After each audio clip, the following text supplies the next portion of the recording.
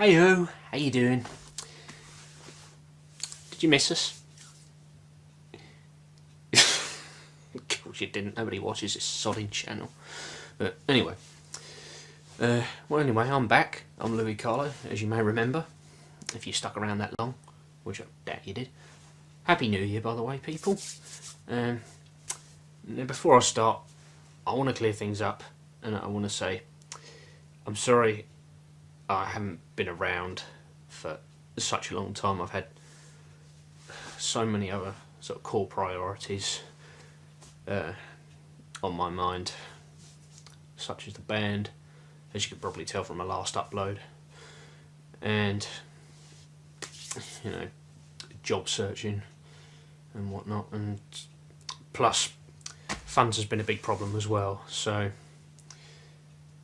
if that's not a good enough reason to explain why I've been away for so long, I don't know what is. But anyway, that's not what you came on here for, is it? I know some of you have been awaiting with anticipation for this, so here it is for you.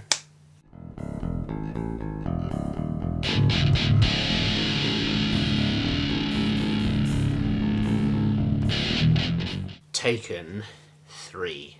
Actually, you know what? Scratch that. Let's not call it Taken. Instead, let's call it Untaken, as the plot will no doubt suggest.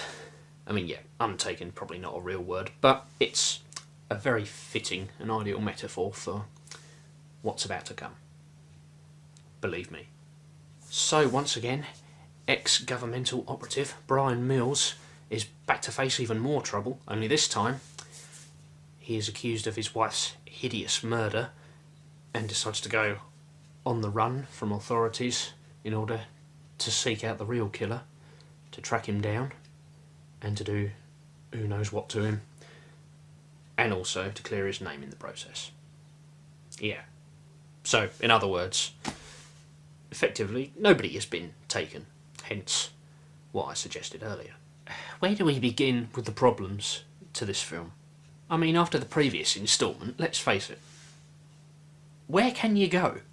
I mean, even Neeson himself has popped this question in interviews, and so clearly he's lost the plot. An accusation that's made all the more plausible by the fact that at the beginning of the film we have scenes of Neeson's character talking to a stuffed panda bear, and I'm not making that up. And this time round, in the case of the enemies, I mean, before, in the first Taken film, we had Albanians. In the case of Taken 2, it was Turks. And this time round, it is... Yep, you guessed it. Ruskies. Cliché alert! No, but really?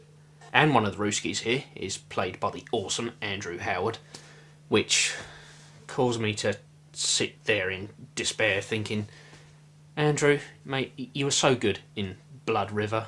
Well, how's it come to this for you?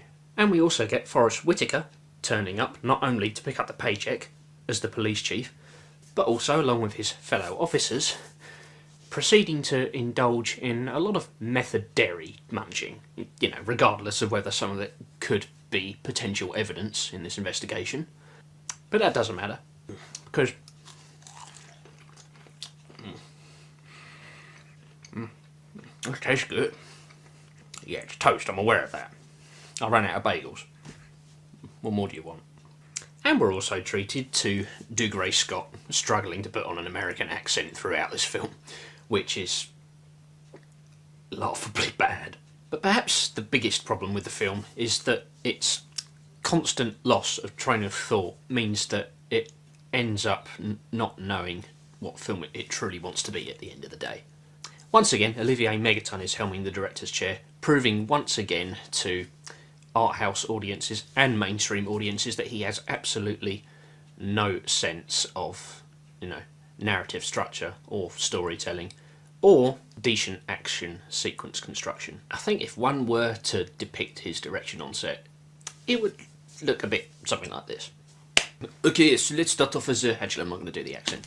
Alright, okay, so yeah, so let's start this off as a sort of a revenge thriller, and then maybe we can prelude to a sort of a chase movie, and then just, yeah, somewhere down the line, let's merge into a heist movie, and then at the very end, you know, let's do that stuff I've been familiar with before. And you know what, while we're at it, let's just throw in a scene with a mob boss having a big fight in his budgie smugglers. Yeah, I think that should top it off very nicely. All the action sequences are frenetically edited, rendering them staggeringly dull and headache-inducing. And for a second time round, yet again, they will cynically and comfortably conform to their desired 12A rating guidelines, if you remember what happened with the previous film. And indeed, a good reason to shoot yourself.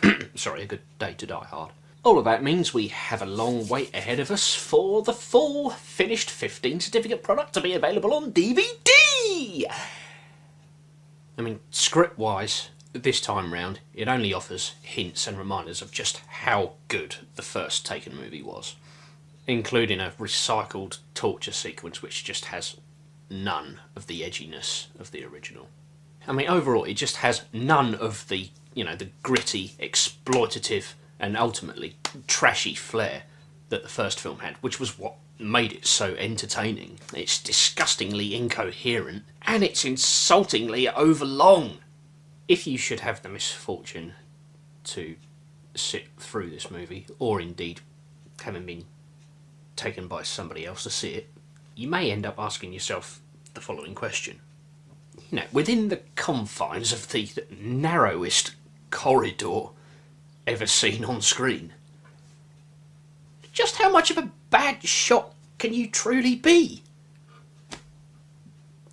I despised this film. Fucking Nora. Excelsior! Production.